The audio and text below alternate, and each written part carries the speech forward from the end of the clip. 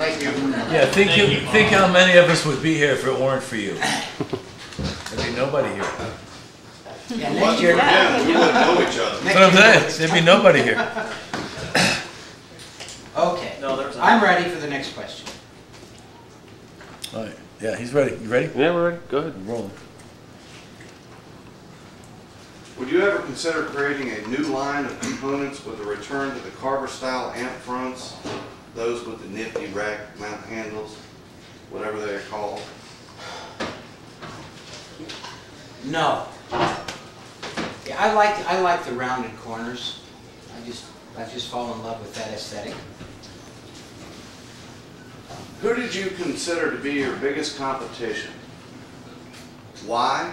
And what did you do about it? Oh man, I've had so much competition. Halfwood's been my competitor. Grant's has been my competitor. Crown's been my competitor. At one time or another, I've had Adcom was a big competitor. We've all been competitors. Krell's a competitor. Mark Levinson's a competitor.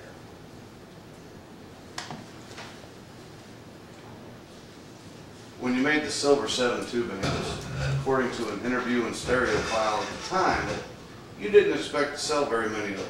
And lo and behold, the demand for them was very, very high. Would you ever consider building again as a production model another statement tube amp and or? Oh, I would definitely consider it. And I'm thinking about it. I think about it all the time. And the demand for the Silver 7 wasn't all that much. It was $17,500 back then, which translates to about $60,000 in today's dollars. I think. Here's my calculator.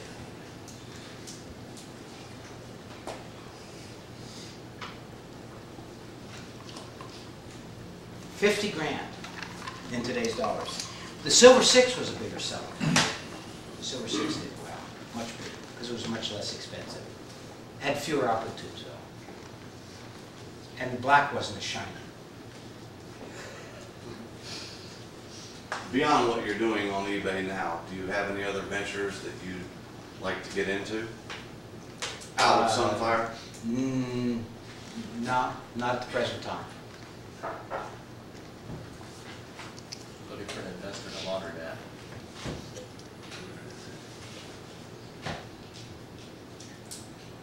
Back when you were building the transfer function of your modified amps, what was the null point that was achieved in production, and did that null stay pretty consistent over time? The null stayed very consistent over time, and it was just about 70 dB. Minus 70 dB. Do you recommend tube rolling on your gear? And would it have any adverse effect on circuitry design on any of your tube models? Or one maybe perhaps? I think tube rolling is a great idea. It's a lot of fun, and it definitely will change the gain of the amplifier, or not the closed loop gain, but it'll change never mind, it'll change the sound. And it's fun to do. You can put it in 12AT, 12AX, 12AU, 7 in place of any of those. You can change a 12BY7 from a 12GN7 to you can change tubes, and it's fun. You can use a Mighty case. You can use the Mighty 6550 or a KT88. Stu Hagelman would say, use the Mighty 6550. You know, that's a tank in low gear. Or you can say a KT88. You know, let's sip in British tea. If you like weak tea. All right, apart from your mega dollar amps, Bob, what do you have? Do you have any other favorites among the Carver SS amps? I have no favorites. I love them all. Is there any one that's just a little bit more special than maybe say another? Of course, but it's only associated with an emotional feeling that I have for it because of a time and place, which would be obviously the Cube, you know, the thing that I started with. Next. All right. This one's probably going to give me a lot of crap. The M500T. It's widely considered amongst the users that use your equipment to be the best sounding amp in its power range and non-esoteric or unobtainable.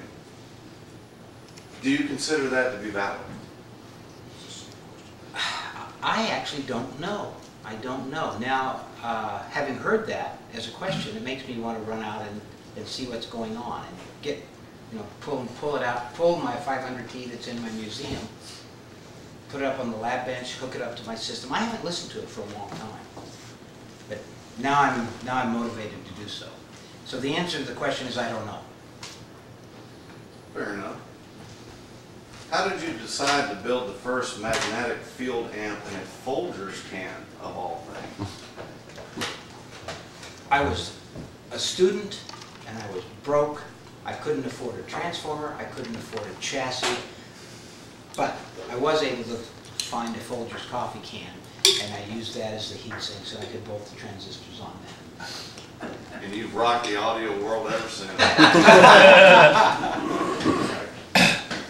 All right.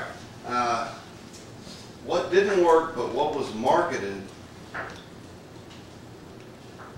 if anything? Well, you guys can answer that better than I can. Nothing that, nothing that I had a personal involvement in. All right, what's your least favorite piece?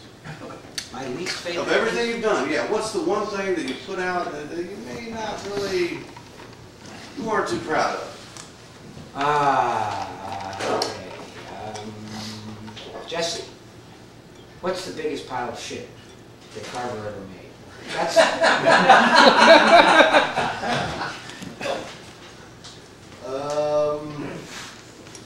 some people might say the cube.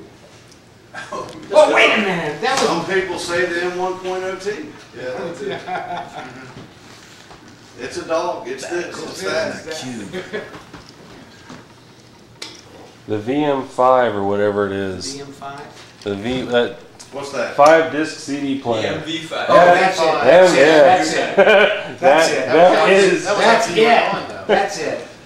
Or the cassette. Not the cube. Not the Roland cube. will tell you anything with that, throw that away. Buy anything. I'm gonna ask somebody else. Diane. That wasn't personal What's- opinion. That was what I've heard. I know. Okay. DM5. MV, You agree? MV5, I'm using Vault. It was for- MV5? It should have been in a Vault instead. I'd say Okay. the amps and CD players and everything that were assembled in Japan rather than Snohomish. Well, the early Because they're ones- not as reliable. the They early sounded ones- great, the but they early weren't ones as were- reliable. the early ones were- Oh, like your 490T? Yeah. Oh! Next question.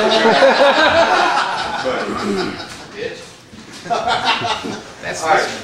That's the one that's apart on the floor right now, actually. This is getting a little bit technical, Bob. Are there any possibilities of using the advances in ultracapacitors to better handle the high back EMF of electrostatic speakers?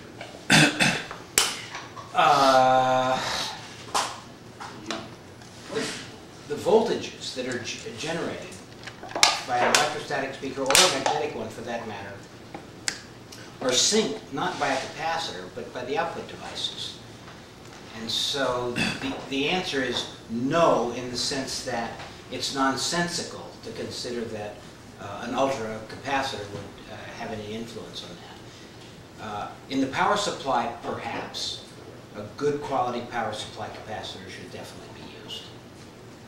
But the syncing is always done in the output devices. So the answer is no.